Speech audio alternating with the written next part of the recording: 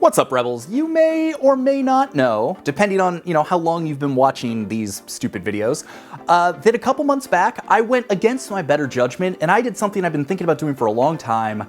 I started a brand new niche site. It's slightlypretentious.co. It's all about cocktails, my quest to go to the top 100 bars in the world, and the drinks that I'm making at home that I love. And the goal over time is to, make it a thing and get an audience and have it make money and do all the things. So you might be wondering, is anybody actually going to it? Are you making any money? Are you getting any traffic? Are you building your email list? Is anything actually working?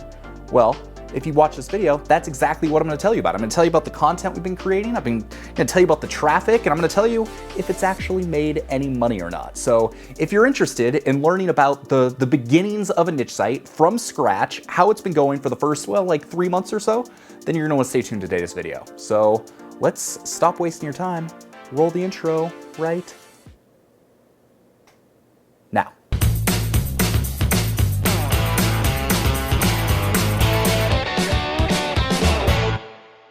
Okay, so the fun thing about this site is I really am starting it from scratch. You get to kind of follow along, and I've been updating some of our Location Rebel Academy members with the process and how it's been going. And you might make the argument, oh, but you already have thousands of followers on all of your other sites.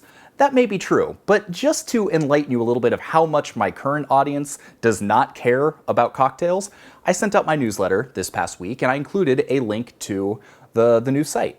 Do you know how many people clicked on that link? I mean, this is I think I sent it to around 25,000 people. Do you know how many people clicked on that link? 12. 12 people clicked on that link. So yes, I might get a little bit of an advantage because I've got a bit of an audience, but people in golf and people that are trying to build online businesses, you don't care about craft cocktails. So it really has been a whole new audience. Okay, so first, let's talk about the content that I've been creating on the site. I started, I technically started the site like a year ago, but I didn't actually start doing anything on a regular basis till about 3 months ago. The early stages of the site was all about writing about the top 100 bars. I've now been to 59 of the top 100 bars in the world, which is a stupid goal, yes I know, but it's something I'm into. So I started writing about all the cool bars that I went to. Well, it turns out nobody really cares about all those cool bars. They get 20 searches a month. So I knew I wasn't going to get a whole lot of traffic from that, and I needed to expand out to something that got, traffic. Stuff like content that people were actually searching for. So the top 100 bar thing is cool because it's a hook. It's memorable. It sets me apart from all of the other cocktail and cooking blogs and stuff out there. It's oh yeah, he's the guy that's trying to go to the top 100 bars. He must know a thing or two about cocktails. Let's trust him. So that helps from that standpoint. But what people are searching for is cocktail recipes, and specifically well-known cocktails, old fashions, daiquiris, martinis, Manhattans, giblets, you name it. Tens of thousands, hundreds of thousands of people search for those terms each month. Unfortunately, ranking for those terms is, it can be kind of hard to do. There's a lot of people out there that are writing those types of blog posts. But I said, you know what? I don't care about that. I'm in this for the long haul, so I'm gonna go for it anyway. So what I've been doing is I've been trying to build up my recipes for essentially the most highly searched things. Old-fashioned recipe, Manhattan recipe, daiquiri recipe, best martini recipe. And I've been basically building those up so that they're there. And as the site starts to grow and as it starts to get a little bit more authority, I might start ranking for some of those higher authority things.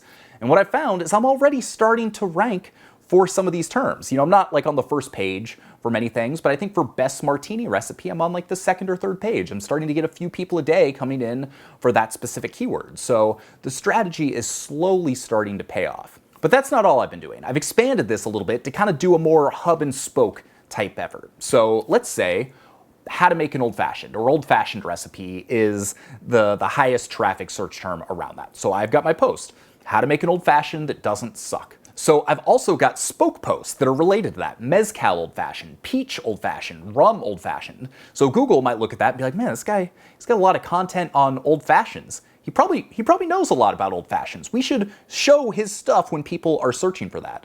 So I'm taking the most popular cocktails and I'm kind of siloing content around it. So I've also got, how to make a rum Negroni, how to make a mezcal Negroni, how to make a Negroni. So you've got these little silos, and it's starting to pay off. I've done zero link building. I've done zero outreach. I have done nothing to actually try and increase traffic aside from writing content. And slowly but surely, people are starting to pay attention. I'm starting to get a little bit of traffic on the site. So as search is building, I've also found that, frankly, Facebook has been one of the best places to get content for my industry. There's two things I've done in order to do that. One is when I'm writing a review about some of these bars, I tell them, hey, I wrote this review. And generally they're like, holy crap, this is super cool. We're gonna share it with our Facebook audience. And I'll get a nice little surge of traffic for that. But the one that's been even better is I'm a part of a couple of different craft cocktail Facebook groups where people are sharing recipes, and literally you've got thousands of people every day talking about cocktails. So I often have recipes or posts or reviews that kind of relate to the content we're talking about in the forum, so I'll mention that, and that often drives dozens of visitors in a specific day. So I've had some nice little pops of traffic that have been really good all through Facebook. And over the course of the last 3 months, our traffic hasn't been high by any means, but it's been slowly growing. I think in February we had like 1,500 views, and March we had 1,600 views. In April we're gonna have like 1,900 views. So it's slow incremental growth, but that's the whole point of this. I haven't been putting full-time effort into it. This is all about building a little side business, a little side hobby site that you can do in your free time. And that's what I'm doing. This is essentially stuff I'm doing in my free time. But one of the things that's been the most exciting for me in doing this is, I get thousands of people that come to Breaking 80 or Location Rebel on any given day, but it's being able to celebrate the small milestones. When I teach people in hobby hacking how to start building this type of site, I say, don't worry about having your one big goal of, I want to make $10,000 a month and quit my job. No, you have a bunch of smaller milestones so that you can see that you're making progress and actually feel good about that progress. So I had like one thing that was kind of a big deal, a little milestone, is there was a guy on Twitter, completely unsolicited, verified account, has over 100,000 followers, and he said that he's been crushing on my mezcal cocktail that I actually really love. And so to see, I got, a few dozen people that clicked over from Twitter because of that post. And I was like, oh, well, this is cool. Someone completely unrelated to me found the site, made the drink, liked it enough to tweet about it. I don't know. That's pretty cool. So it's all about celebrating some of the minor victories. So I'm really excited about that. So now the question you're probably wondering is, has the site actually made any money yet? Am I rich from my cocktail blog? Well, the answer, which is almost kind of surprising to me, is that yes, I have made money because I've actively tried to not worry about it. I've only got 2 blog posts that I've monetized in any kind of way. So one is about my 10 favorite cocktail books. So I've got a fairly extensive cocktail book collection. So I did a whole post about my favorite books. And I think I've probably sold somewhere like 24 books or something on Amazon, something like that over the course of the last 2 months, which, hey, that's probably made me about 78 cents right now because Amazon cut their commissions and you didn't make that much on books anyway. But hey, that's still exciting because I'm sure those people that bought those books also bought other things and I made some money there. But the more substantial money that I've made is I did one affiliate review. So you've probably seen ads for Masterclass where you get like Gordon Ramsay or Neil deGrasse Tyson or all these people that are experts in their field that are doing very highly produced video courses.